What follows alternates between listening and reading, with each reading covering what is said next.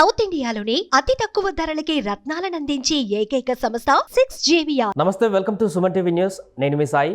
ఉండి సీటుకు సంబంధించి ఇంకా కన్ఫ్యూజన్ కొనసాగుతుంది. ఇప్పటికీ కూడా అక్కడ ఒక క్లారిటీ రాలేదు. ప్రస్తుతానికి రామరాజును పిలిపించుకుని చంద్రబాబు భేటీ అయ్యారు.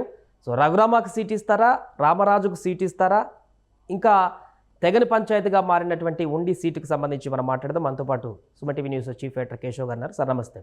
నమస్తే. ఉండి సీటుకు సంబంధించి ఈరోజు ఒక పరిణామం, రామరాజుకి ఇంకా సీట్ ఉండకపోవచ్చు ఏమో అనేటువంటి ఒక అప్డేట్ కనిపిస్తుంది.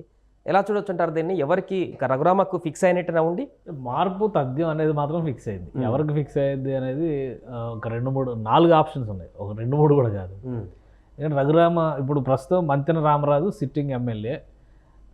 లాస్ట్ టైం 2019 ఎలక్షన్స్లో ఆయన గెలిచారు. ఆయనకి రెబల్గా కలవపూడి శివ, వేటుకూరి శివరామరాజు అంటారు, ఆయన రెబల్గా ఉన్నారు. ఎందుకంటే 2009, 2014లో అక్కడ నుంచి టీడీపీ టీడీపీ అభ్యర్థిగా గెలిచినటువంటి నాయకుడు కలవపూడి శివ. లాస్ట్ ఎలక్షన్స్లో జరిగినటువంటి పరిణామం ఏంటంటే ఆయన్ని రఘురామకృష్ణరాజు మీద ఎంపీ అభ్యర్థిగా నరసాపురంలో పోటీ చేయమన్నారు. పార్టీ ఆదేశానుసారం ఆయన అక్కడ ఎంపీ అభ్యర్థిగా బరిలో దిగారు. ఆ ఎన్నికల్లో ఓడిపోయారు. సో ఇప్పుడు మళ్ళీ ఆయన ఎమ్మెల్యేగా దిగాలనేటువంటి రెబల్గా ఆల్రెడీ ఆయన స్వతంత్ర అభ్యర్థి అని క్యాన్వాసింగ్ కూడా మొదలు పెట్టేశారు. వీళ్ళిద్దరు మళ్ళీ బంధుత్వాలు ఉన్నాయి. సో ఈయన రెఫరెన్స్తోనే ఆయనకి సీట్ ఇచ్చారనేది కూడా అప్పట్లో చర్చ జరిగింది.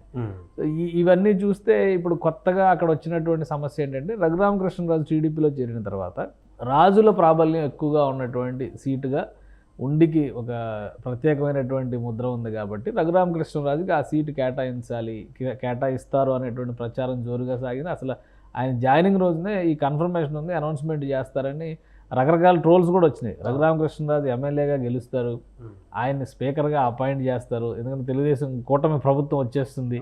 సో ఆయన కూటమిలో స్పీకర్గా ఉంటే ప్రతిపక్ష నేతగా జగన్మోహన్ రెడ్డి అధ్యక్ష అని రఘురామకృష్ణరాజుతో ఇవన్నీ కూడా చాలా ట్రోల్స్ నడిచినాయి. సో అవి చెప్పుకోవడానికి ఇంట్రెస్టింగ్గా ఉంటాయి, ఫన్నీ స్టేట్మెంట్స్ అనుకోవాలి. రియాలిటీలో ఏం జరుగుతుంది అనేది తర్వాత కాలం డిసైడ్ చేస్తుంది. ఆ విధంగా చూస్తే రఘురామకృష్ణరాజుకి అవకాశం ఇస్తారనేటువంటి చర్చ ఉంది. ఇక్కడ 3 రాజులు కనిపిస్తున్నారు. ఇప్పుడు ఈ 3 రాజులకు తోడు ఇంకో వర్మ బయలుదేరారు. ఇప్పుడు ఎవరైతే బీజేపీ నరసాపురం క్యాండిడేట్గా భూపతిరాజు శ్రీనివాస్ వర్మని ప్రకటించారో ఆయనని ఉండి సీటుకి బీజేపీ అభ్యర్థిగా ఎమ్మెల్యేగా మార్చి రఘురామకృష్ణరాజుని ఎంపీగా నరసాపురం నుంచి బరిలో నిలబడి అనేటువంటి ఒక చర్చ నడుస్తుంది. సో దీంతో మొత్తం మీద ఒక అగ్గి రాజుకుంది ఆ నియోజకవర్గంలో. ఇప్పుడు 4 రాజులు కొట్లాడేటువంటి పరిస్థితి వచ్చింది. సరే, వర్మ గారిని మినహాయిస్తే ఇక RRR ఈక్వేషన్ ఇక్కడ ఈ విధంగా నడుస్తుందని మనం అనుకోవాల్సి ఉంటుంది.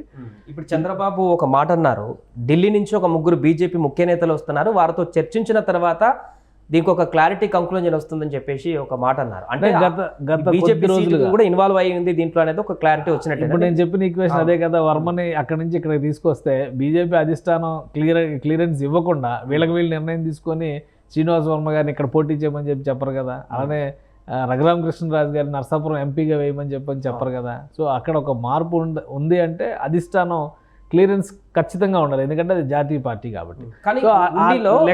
ఆ లెక్కల కోసమే ఇప్పుడు ఇంత తర్జన భర్జన జరుగుతుంది. ఓవరాల్గా ఒక ఇన్స్ట్రక్షన్ చంద్రబాబు నాయుడు మంతెన రామరాజుకి ఇచ్చారు. ఎందుకంటే ఆల్రెడీ ఆయన క్యాన్వాసింగ్లో దూసుకుపోతున్నారు కాబట్టి కొంచెం స్లో అవ్వండి బ్రదర్ అని ఒక సంకేతం ఇచ్చారు అనేది ఒకటి బయటకు వచ్చేది అయితే కన్ఫర్మ్ అయింది. అంటే అది బయటికి రావడం వలన మంతెన రామరాజు అనుచరులు అందరూ కూడా సిట్టింగ్ ఎమ్మెల్యేకే ఈ సీటు కేటాయించాలని ఆందోళన చేసి నిన్న పెద్ద ర్యాలీ చేశారు. పార్టీ జిల్లా అధ్యక్షురాలు ఇంటి దాకా ర్యాలీ చేశారు, అక్కడే వంట వరపు కార్యక్రమం చేశారు. సో ఇవన్నీ ఎందుకు చేశారంటే సీట్ లేదని క్లారిటీ ఉంది కాబట్టి చేశారు. ఒకవేళ సీటు ఉంటే క్యాన్వాసింగ్ చేసుకుంటారు కదా, ఈ ప్రచారం ఎందుకు చేసుకుంటారు? అది లేదు. ఆ సందిగ్ధతకి ఒక ఫుల్ స్టాప్ పెట్టేటువంటి క్రమం, ఈ ఆందోళనలకు కూడా ఫుల్ స్టాప్ పెట్టేటువంటి క్రమంలో ఈరోజు అమలాపురంలో బస చేస్తున్నటువంటి చంద్రబాబు నాయుడుతో మంతెన రామరాజు భేటీ అయ్యారు. మీరు పార్టీకి కావాల్సిన వాళ్ళు, మీ మీద వేరే అభిప్రాయాలు ఏవీ లేవు, మీ మీద మంచి నమ్మకం ఉంది మాకు అని చెబుతూనే బీజేపీ నుంచి ఒక టీం వస్తుంది. అంటే ఇవాళ సాయంత్రం ఒక భేటీ జరగబోతుంది. మరి కాసేపట్లో జరిగిన ఆశ్చర్యపోవాల్సినటువంటి అవసరం లేదు. జనసేన అధినేత పవన్ కళ్యాణ్ కూడా ఇందులో భేటీ అయ్యేటువంటి అవకాశం ఉంది. వీళ్ళందరూ కలిసి అసంతృప్తులకు సంబంధించి అలానే సీట్ల మార్పుకు సంబంధించి ఇంకొక 1 వీక్లో నోటిఫికేషన్ వస్తుంది. నోటిఫికేషన్ వచ్చిన తర్వాత ఈ కన్ఫ్యూజన్స్ ఉండకూడదు కాబట్టి ఈ క్లియరెన్స్ అంతా కూడా ఇప్పుడే చేసుకోవాలి. సో కూటమిలో ఉన్నటువంటి 3 పార్టీల పెద్దలు కూడా భేటీ అయ్యేటువంటి అవకాశాలు ఉన్నాయి. అందుకనే ఆయన మంతెన రామరాజుకి ఏం చెప్పారంటే ఇద్దరు కావాల్సిన వాళ్ళే, ఆయనకి న్యాయం చేయాలి, మీకు న్యాయం చేయాలి. కాబట్టి 2 రోజులు ఓపిక పట్టండి, ఒక సరైనటువంటి స్పష్టతను ఇస్తాను. కాదు నాకు సీటు లేకపోవడం వల్ల ఇక్కడ గందరగోళం జరుగుతుంది, నా అనుచరులు, నా అభిమానులు, తెలుగుదేశం పార్టీ కార్యకర్తలు ఆందోళన చెందిన ఆయన చెప్పే వర్షన్ ఆయన చెప్పారు. సో ఇవన్నీ విన్న తర్వాత చంద్రబాబు నాయుడు గారు ఇచ్చినటువంటి క్లియరెన్స్ ఏంటంటే, మీరు పార్టీకి కావాల్సిన వాళ్ళు, మీ మీద ఎలాంటి వేరే ఆలోచన లేదు, కొంచెం సంయమనం పాటించండి, అతి త్వరలోనే స్పష్టత ఇస్తామనేటువంటి మాట చెప్పారు. కాబట్టి అక్కడ తగ్గుతారని మనం అనుకోవాలి, కానీ ఆ అవకాశాలు ఏం కనిపించట్లా. ఇప్పుడు ఈ అసంతృప్తి ఎటువైపు వెళ్తుంది, అటు తిరిగి అధికార పార్టీకి ఇది ఎంతవరకు కలిసి వస్తుంది, ఎంతవరకు మేలు చేస్తుంది అనేటువంటి ఈక్వేషన్ కూడా మనం ఇప్పటికే శివరామరాజు రెబల్గా బరిలో దిగుతున్నారు. రామరాజు కూడా ఇన్ కేసు ఇలాగనే రెబల్గా బరిలో దిగితే ఉండి నియోజకవర్గంలో రఘురామ కాదు ఇంకెవరు నిలబడ్డా కూడా ఇబ్బందికరమైనటువంటి పరిస్థితి. ఇప్పుడు ఉండి హిస్టరీ ఏంటంటే మొత్తం ఇప్పటి వరకు దీని హిస్టరీ చూస్తే 1983లో 82లో తెలుగుదేశం పార్టీ పుట్టింది, 83 ఎలక్షన్స్లో గెలిచింది. అప్పటి నుంచి ఇప్పటి వరకు తెలుగుదేశం పార్టీ కంచుకోట ఈ సీటు. 5 టర్మ్లు కలిదిండి రామచంద్రరాజు ఆ సీటు పైన అలా పాగా వేసుకుని ఉన్నారు. 2004లో మొదటిసారి ఆయన ఓడిపోయాడు. ఆ తర్వాత మళ్ళీ 2009 నుంచి ఈ వేటుకూరు వెంకట శివరామరాజు, అంటే ఇప్పుడు కలవపూడి శివ అని ఎవరైతే రెబల్గా ఉన్నారో ఆయన 2 సార్లు గెలిచాడు. మంతెన రామరాజు లాస్ట్ టైం ఒకసారి. ఇప్పటి వరకు వైసీపీ గెలవనటువంటి సీట్ ఇది.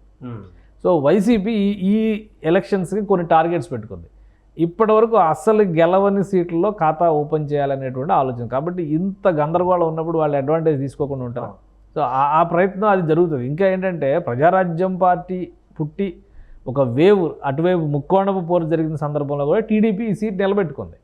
సో అంత పట్టున్నటువంటి నియోజకవర్గం ఇప్పుడు వైసీపీకి ఒక అవకాశం. ఇప్పుడు వైసీపీ లాస్ట్ టైం కాంగ్రెస్లో ఎవరైతే 2004లో ఎమ్మెల్యేగా గెలుపొందారో అతనికే టికెట్ ఇచ్చింది. 2014లో పాతపాటి సర్రాజు, ఆయన ఓటమి పాలయ్యారు.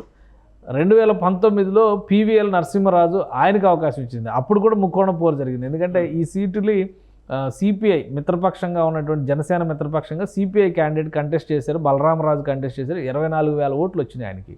లాస్ట్ టైం వచ్చినటువంటి మెజారిటీ మంతెన రామరాజుకు వచ్చిన మెజారిటీ కేవలం 10,000 ఓట్లు మాత్రమే. 2014లో కూటమి అభ్యర్థిగా ఇదే కలవపూడి శివకు వచ్చినటువంటి మెజారిటీ 36,000 ఓట్లు ఉన్నాయి. సో అంటే అక్కడ ఒక బలం అనేది కనిపిస్తుంది. టీడీపీకి స్వతహాగా అక్కడ బలం ఉంది.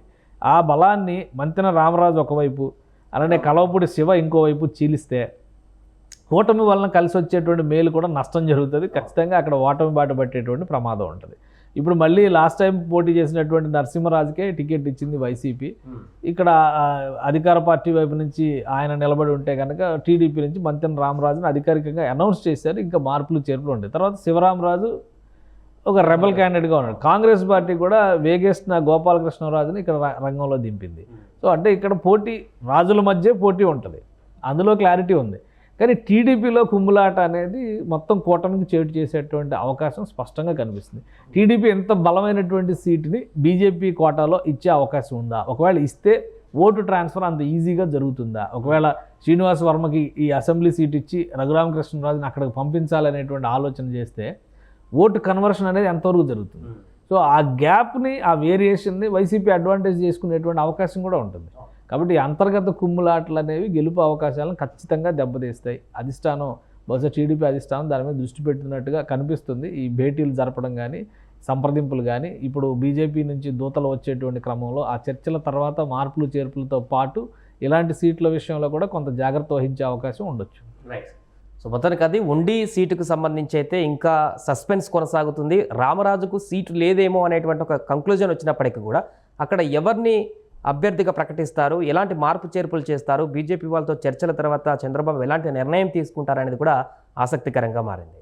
సుమన్ టీవీలో మీ పర్సనల్ అండ్ బిజినెస్ ప్రమోషన్స్ కోసం కింది నెంబర్కి కాంటాక్ట్ చేయండి.